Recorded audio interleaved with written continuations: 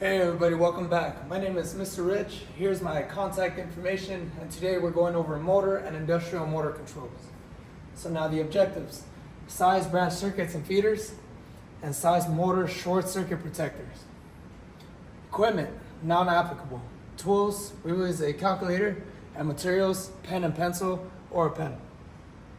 Now the NEC, we're going to be referring to 430.250 to find FLA of our motors, 430.52 for our fuse, no breakers for this one, and 310.16 to refer to ampacities, if need be.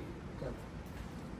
Now our brakes are from 150 to 210, 350 to 410, and 5 to 510. Now here we are. We have a 460 volt, 3-phase, 3-wire system. So we have a bunch of motors. Okay? There's important things to look at.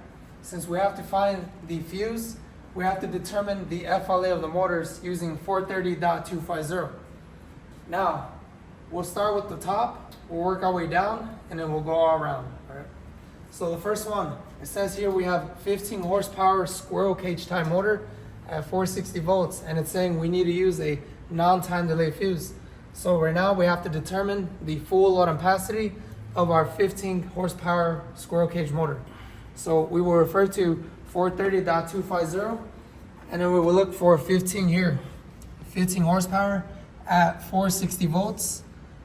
That's gonna be 21 amps. So we have 21 amps here. The next thing we do is we have to refer to 430.52 for our fuse. Should be here. Now the fuse that we need is gonna be non-time delay. So our non-time delay is gonna use a multiplier of 3, or in other words, 300%. So we look for the type, squirrel cage, and we have the number 3 here. The formula we have to use is 3 times the FLA of our motor. So now we have 3 times 21 amps. It's gonna give us calculator math, 63 amps. However, though, we have to refer to page 100 of our NEC to check the next size up breaker. Fuse, pardon.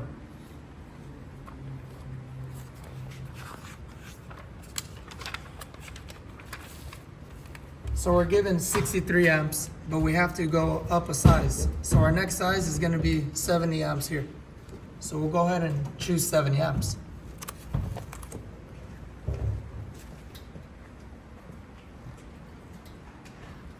There we go. This one is taken care of. We're gonna follow the same process for all of the motors. Okay.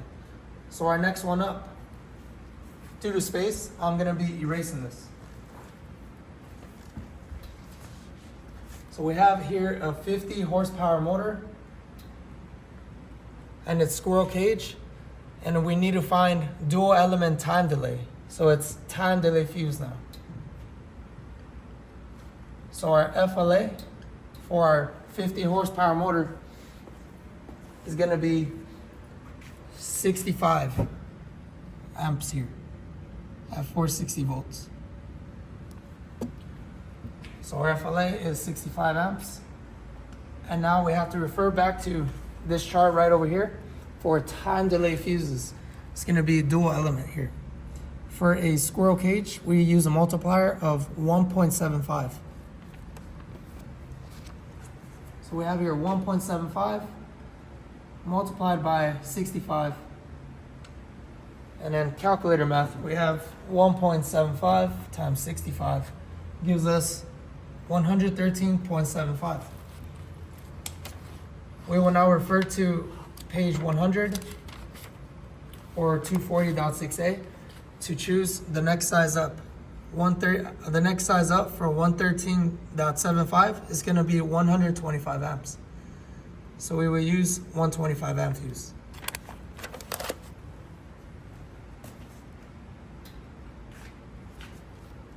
The next one is a 10 horsepower squirrel cage with non-time delay fuse. So from the previous example, non-time delay fuse used a multiplier of 3. So we will not refer to the book since we know now that this uses a multiplier of 3. But what we do need to know is the FLA of the 10 horsepower. So we'll refer to our chart here. So for 10 horsepower, it says here that we have a 14 amps full load ampacity. So now, a multiplier of 3 times 14, calculator, gives us 52 amps. We now have to refer to the next size up from 240.6a.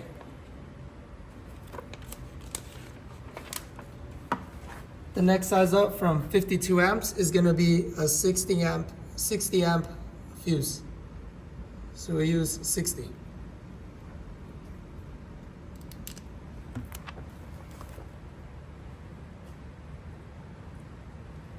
So we took care of this side.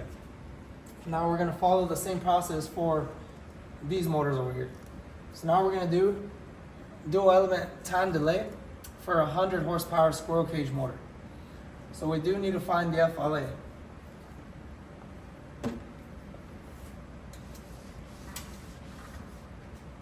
For our 100 horsepower motor, FLA, based on a chart,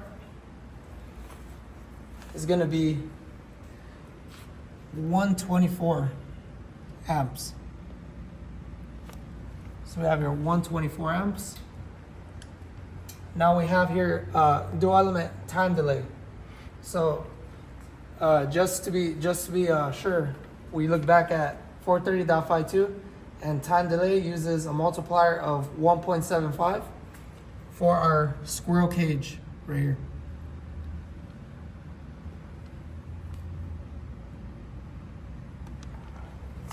Now we have 1.75 multiplied by 124 amps, and a calculator here. That gives us 217 amps. We have to use page 100 or 240.6a to find the next size up fuse. So the next size up fuse from 217 is going to be 225 amps.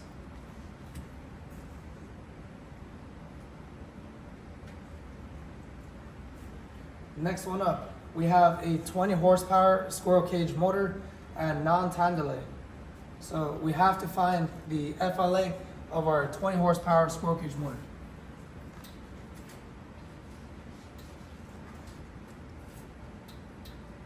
At 20 horsepower, it says here that we have 27 amps using NEC. Now this is a non-time delay. So since it's non-time delay, we have to use a multiplier of 3.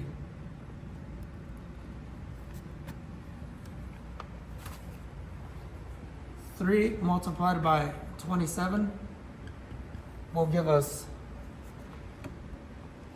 81 amps. Since we don't have an 81 amp fuse, we have to choose the next size up. So again, we have to refer back to 240.6a. 81 amps, next size up is 90. So we can either use 90 or 100. We'll use a 90. So I have here 90 amps. And last is our 5 horsepower squirrel cage motor.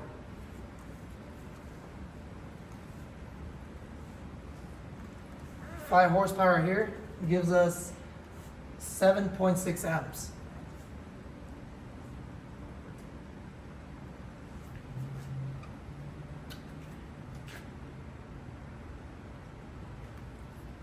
The next thing is finding the percentage or the multiplier.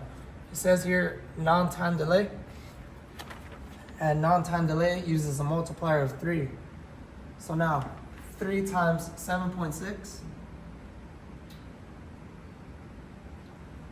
put this in the calculator here. It gives us 22.8 amps.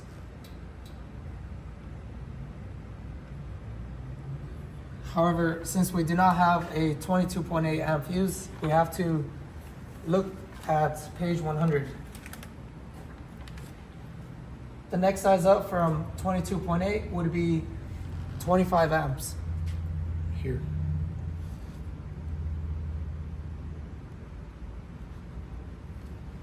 We can go ahead and choose 25 amps, but to have tolerance, you can choose 30 amps. So there we have it, everyone. Let's do a summary of what happened. So now our summary. The first thing we do is we have to determine the full load ampacity using 430.250 in your NEC. The next thing is we have to determine what type of fuse that we're going to be using. After we've done that, we use percentage multipliers.